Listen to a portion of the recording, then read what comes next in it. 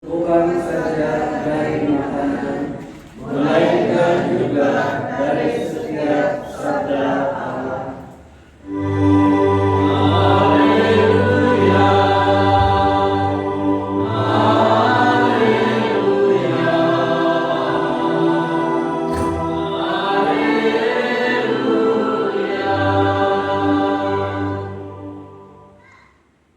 Tuhan beserta kita. Sekarang dan selama-lamanya. Injil Yesus Kristus menurut Santo Yohanes. Dimuliakanlah Tuhan. Di seberang danau Galilea, ketika orang banyak melihat bahwa Yesus dan murid-muridnya tidak ada di situ, mereka naik ke perahu-perahu lalu berangkat ke Kapernaum untuk mencari Yesus. Ketika orang banyak menemukan Yesus di seberang laut itu, mereka berkata kepadanya, "Guru, bila mana engkau tiba di sini?" Yesus menjawab mereka, "Aku berkata kepadamu, sesungguhnya kamu mencari Aku, bukan karena kamu telah melihat tanda-tanda, melainkan karena kamu telah makan roti itu dan kamu kenyang. Bekerjalah bukan untuk makanan yang akan binasa, melainkan untuk makanan yang bertahan sampai kepada hidup yang kekal yang akan diberikan Anak Manusia kepadamu. Sebab Dialah yang disahkan oleh Bapa Allah dengan meterainya." Lalu kata mereka kepadanya, "Apakah yang harus kami berbuat supaya kami mengerjakan pekerjaan yang dikehendaki Allah?" Jawab Yesus kepada mereka, "Inilah pekerjaan yang dikehendaki Allah, yaitu hendaklah kamu percaya kepada Dia yang telah diutus Allah." Maka kata mereka kepadanya, "Tanda apakah yang engkau perbuat supaya dapat kami melihatnya dan percaya kepadamu? Pekerjaan apakah yang engkau lakukan? Nenek moyang kami telah makan mana di padang gurun, seperti ada tertulis, mereka diberinya makan roti dari surga." Maka kata Yesus kepada mereka, "Aku berkata kepadamu, sesungguhnya bukan Musa yang memberikan kamu roti dari surga, melainkan Bapa pula yang memberikan kamu roti yang benar dari surga. Kerana roti yang dari Allah ialah roti yang turun dari surga dan yang memberi hidup kepada dunia." Maka kata mereka kepadanya, "Tuhan, berikanlah kami roti itu senantiasa." Kata Yesus kepada mereka, "Akulah roti hidup. Barang siapa datang kepadaku, dia tidak akan lapar lagi. Dan barang siapa percaya kepadaku, dia tidak akan haus lagi."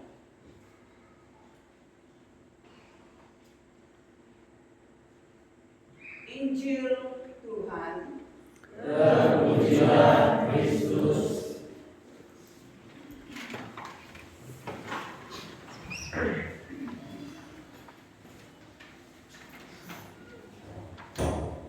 Shalom. Shalom. Pisanganan. Pisanganan. Apa kabar? Kosong. Ada jelek atau kamu berubah? Oke, saya mau ngomong satu pertanyaan. Hidup untuk makan atau makan untuk hidup? Makan untuk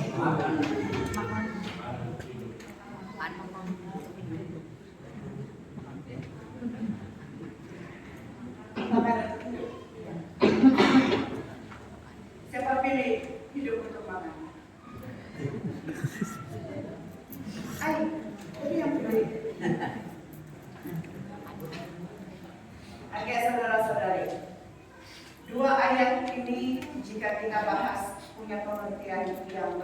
berbeza-beza.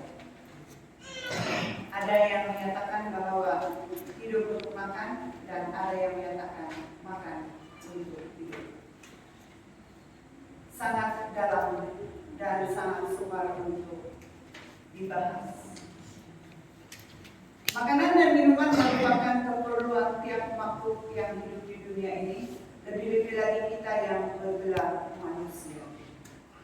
Setiap hari kita perlu makan dan minum untuk kelangsungan hidup kita agar kita dapat kekuatan atau energi untuk membuat kita sehat agar kita dapat bekerja atau beraktivitas. Betul atau tidak? Betul. Ini kita panggil makanan jasmani, yaitu makanan untuk kekuatan tubuh badan kita.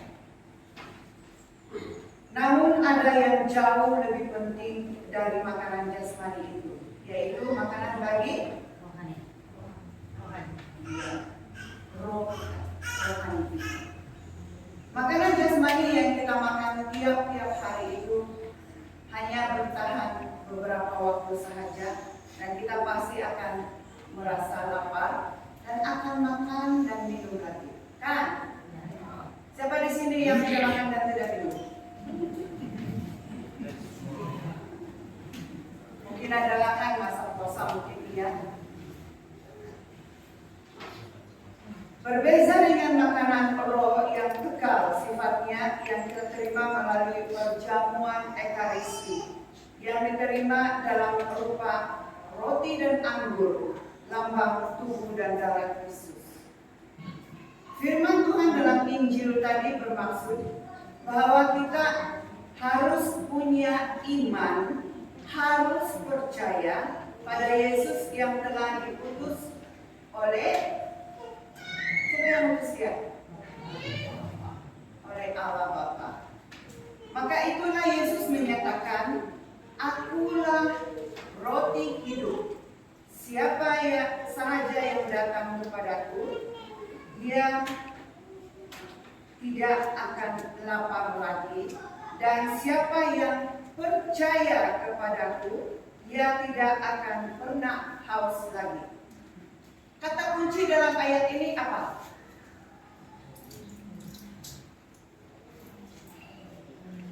Ada dua kata kunci dalam ayat ini. Satu, agar kita tidak lapar, apa dia punya kata kunci di situ?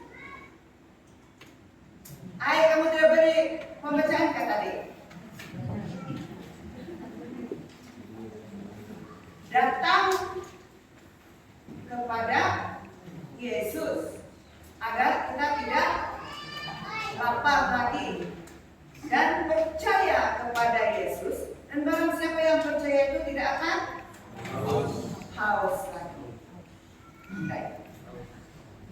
Nah, jika kita teliti dalam bacaan Injil tadi, kita dapati bahwa ada percakapan Yesus dengan orang-orang yang ada di situ pada waktu itu. Ketika itu Yesus berterus terang dengan mereka bahwa mereka yang datang pada Yesus bukan karena iman dan bukan karena mereka percaya kepada Yesus, tetapi karena mereka telah makan dengan kenyang. Di mana kalau kita baca Injil sebelum hari ini, Yesus telah melakukan mukjizat memberi makan pada 5.000 orang dengan berapa kasung? Mana yang pergi sebenarnya?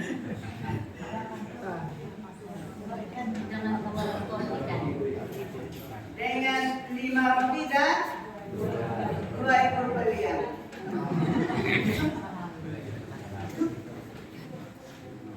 Saudara-saudari terkasih, peristiwa ini juga sebenarnya berlaku di dalam hidup kita sehari-hari.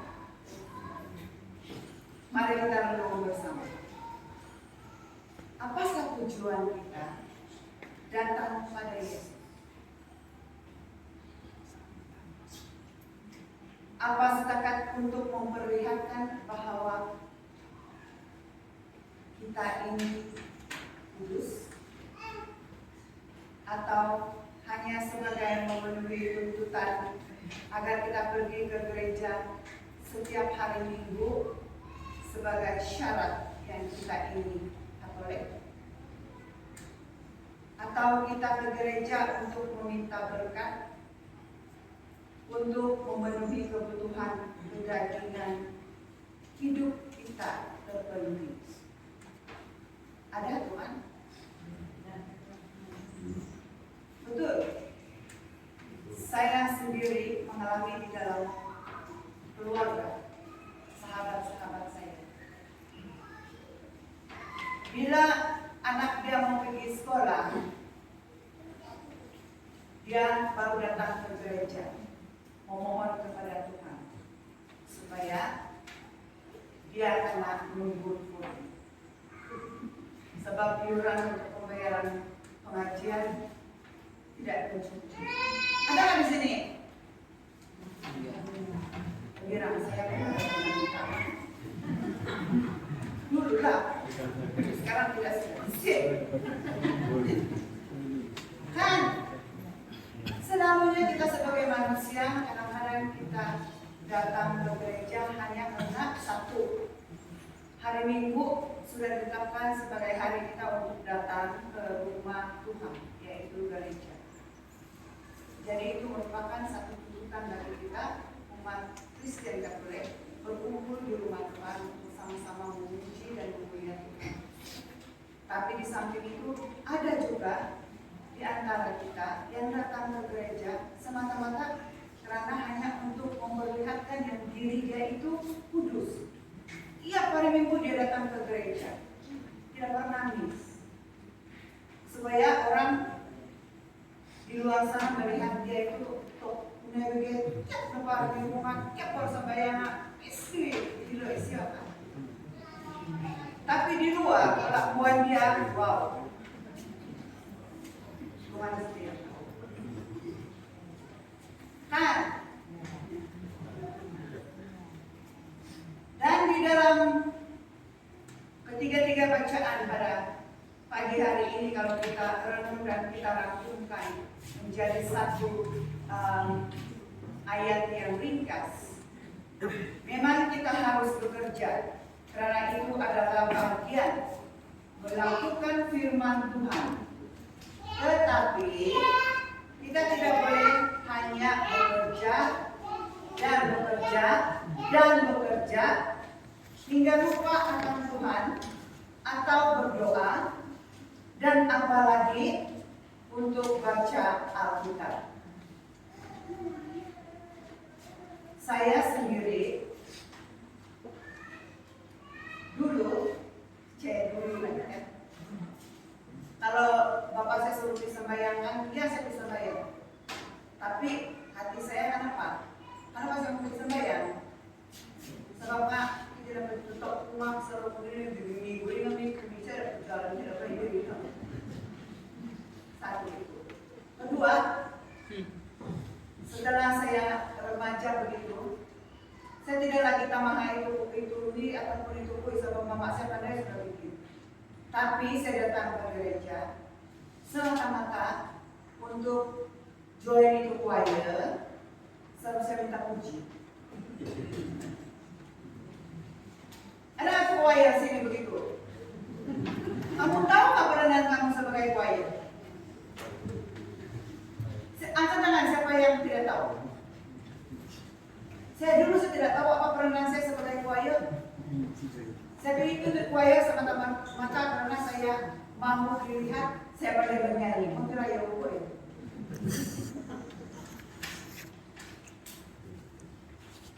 Apalagi membaca Alkitab. Sebab terus terang di rumah saya masa itu tidak ada kitab bahasa Malaysia atau Busu. Yang ada bapak saya punya kitab bahasa Inggris. No. Jadi mau tidak mau, kalau bapak saya suruh, sama bapak saya ini setiap hari makan malam, dia akan anak-anak akan berkumpul, dia akan nanti satu anak itu tunjukkan dia apa bacaan Alkitab hari ini, apa bacaan Injil hari ini. Kalau kau tidak tahu, dia tidak akan suruh kau makan. Hukuman British boy. Sudahlah orang Burkina Faso itu menang, mereka bawa hukuman British. Mengingkari nama dia. Tapi setelah saya mulai belajar untuk penguatan di bawah bimbingan Katekis Rosa, mendiang Katekis Rosa Mangan, saya rasa ada yang dengar di sini. Dan saya tinggal di rumah pagi bersama-sama dengan pada Banda Salam. Hari-hari saya bergaduh dengan dia, sebab macam bapak saya juga terus ini hubungan British ini macam memaksa, kan kita rasa macam kita dipaksa untuk membaca Alkitab. Sebab biasanya siapa di sini yang hari-hari baca Alkitab?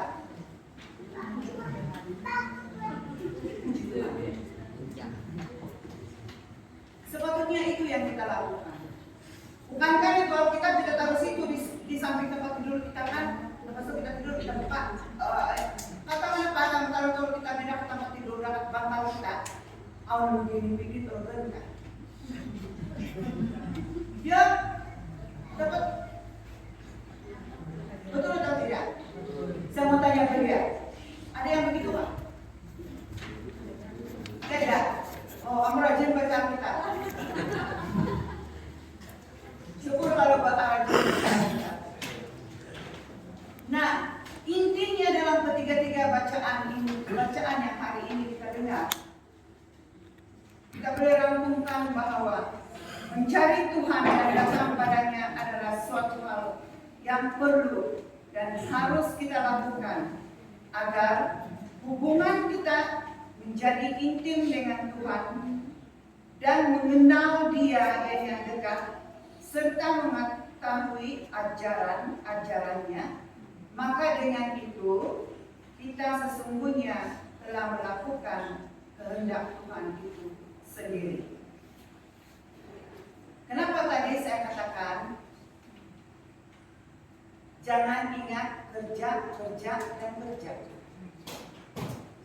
Sebab ini berlaku juga di dalam perjalanan iman saya sendiri, di mana dalam keluarga saya ada perbedaan agama. Tinggal satu rumah, tapi ada dua agama. Oke?